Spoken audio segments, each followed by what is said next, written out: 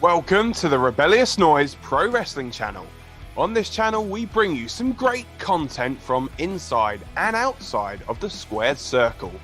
We will go through and offer some in-depth analysis of the biggest events of the year, as well as bringing you exclusive interviews with some of the industry's biggest names. There will also be live show reviews, in-depth features, and podcasts. So make sure you give that subscribe button a slam so you don't miss any of the action.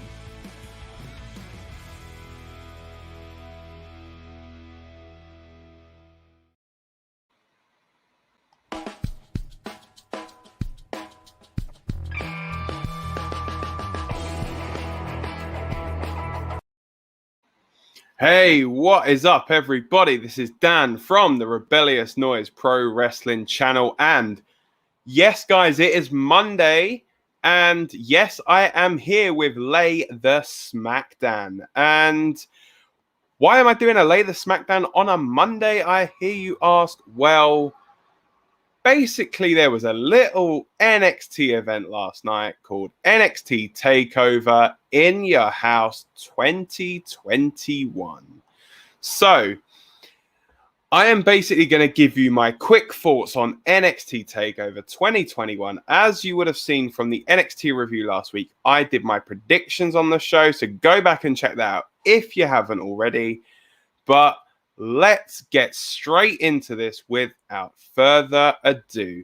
So, the show kicked off with the six-man tag team winner takes all match between the team of MSK and Bronson Reed. So the tag team champions and the North American champions taking on the team of Legado del Fantasma. So that's right. Santos Escobar, Raul Mendoza, and Joaquim Wilde.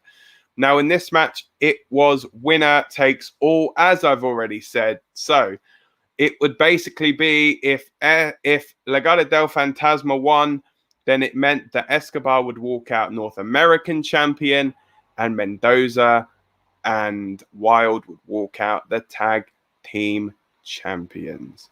So my first thoughts on this match. So I really did like the matching gear that Bronson and Bronson Reed and MSK had. It was really good. I always like to see tag teams wearing the same kind of gear. And the fact, obviously, that these were a singles guy and a tag team, and they all decided that they were going to wear the same gear was really, really nice. The champions in this one retained, much like I had predicted would happen. You know, don't think they're going to take the title off of Bronson just yet, but it would have been a good way to do it if they were going to take the championship off of Bronson. Then doing it in this kind of match where he doesn't necessarily have to be pinned himself would be a very, very good option. But they didn't do that. So,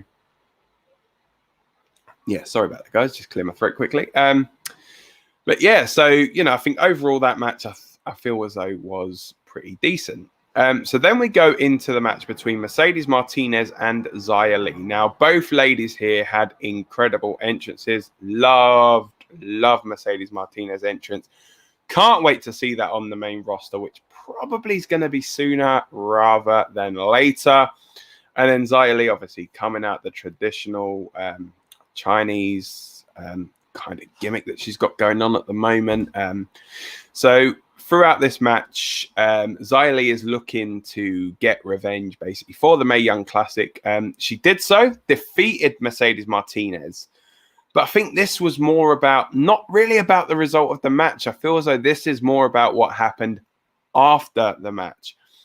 So following the conclusion to this match, Mercedes actually attacked Xia Lee and she attacked Boa, both with steel chairs. And then Mei Ying, who is the ancient figure that's constantly sat on a throne at the that sat at the top of a ramp, usually on a throne, was sitting there and essentially summoned Mercedes Martinez over to her.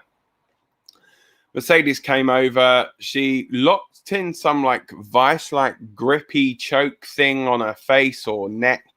And And then Mercedes hit her with a chair. Then she did it again and then ended up throwing her off the stage, essentially, into the plexiglass at the side. I think potentially throwing her completely out of NXT. You know, I've made no secret that I feel as though Mercedes Martinez is going to the main roster. I feel as though that may be as early as this week, but who knows? So, where do we go from here? Well, we go up the ladder for the $1 million championship match between Cameron Grimes, baby, and LA Knight. So, interesting that usually they have the championship hanging above the ring, but as we know, the $1 million championship belt is quite flimsy. I think it was Stone Cold spoke about it from back when he was like the ringmaster, I think it was, and he was the $1 million champion.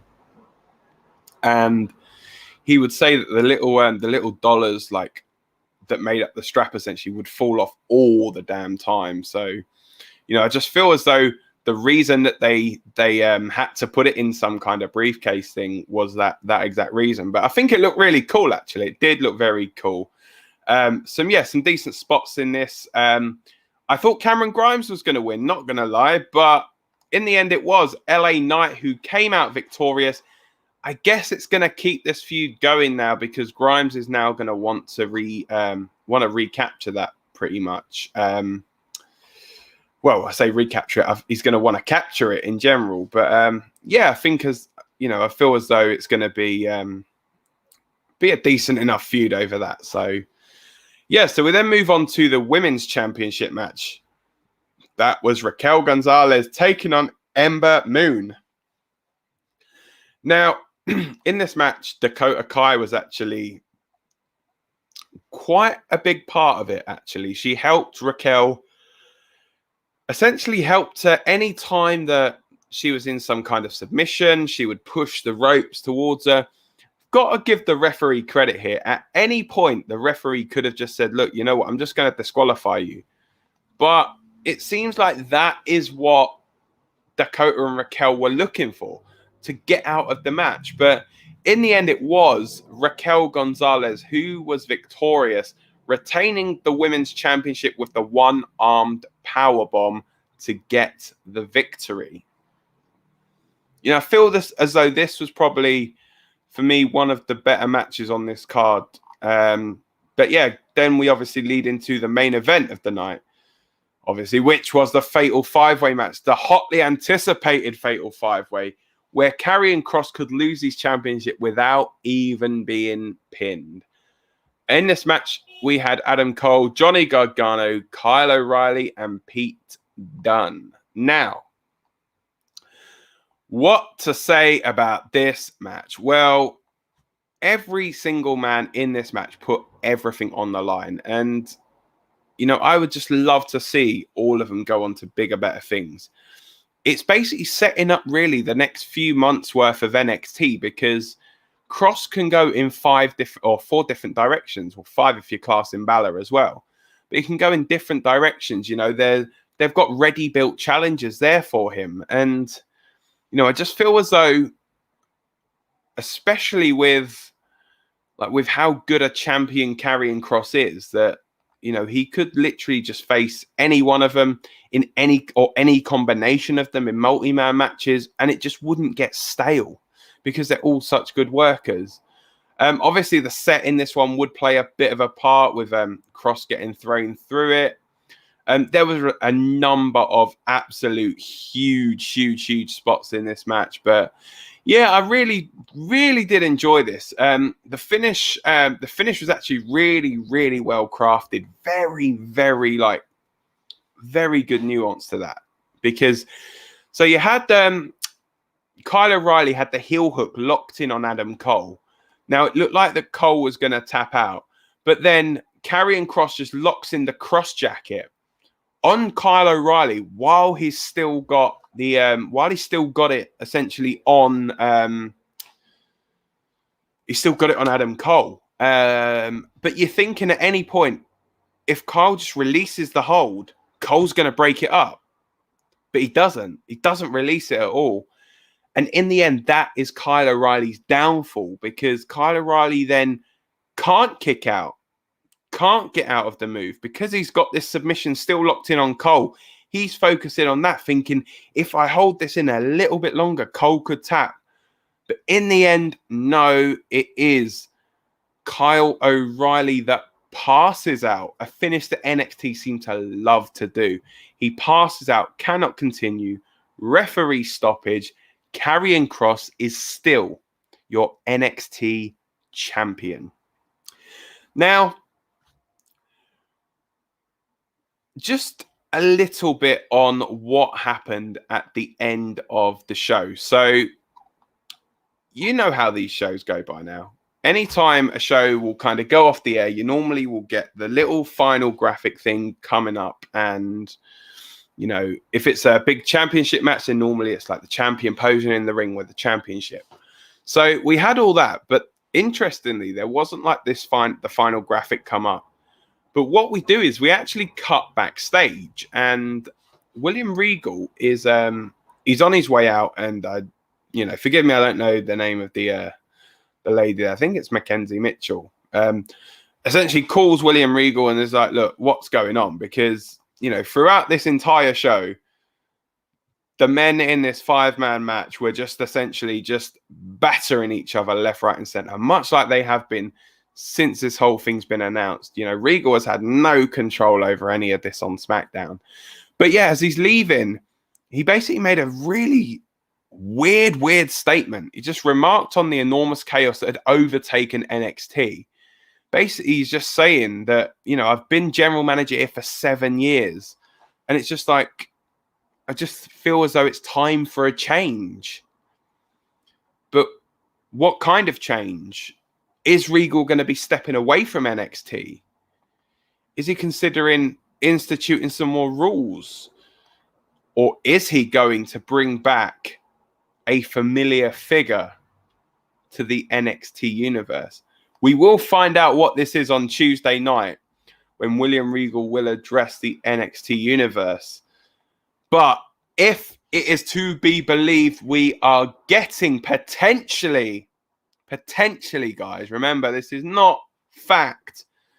There is rumors heavily now circulating that Samoa Joe could be prized back to NXT in like a general manager, commissioner type role. It's understood Joe is not medically cleared to wrestle, but Triple H was said to be really annoyed that that Joe was released. And so he's like trying to get him back in any way possible. He's like, look, just come back to NXT. But then what does it mean for Regal? Is Regal going to stick around, or is he going to go back to the main roster? I would love to see Commissioner Regal back, the old school Commissioner Regal, or this NXT style William Regal. But on the main roster, you've got obviously Adam Pearce and Sonya Deville doing their thing over on Raw and SmackDown. But having a William Regal in there would just make this so much better. But only time will tell. You know, is he going to get the help from somebody to get NXT back under control? Or is he going to take the suit off, get the trunks back on and just try and do this himself? Who knows?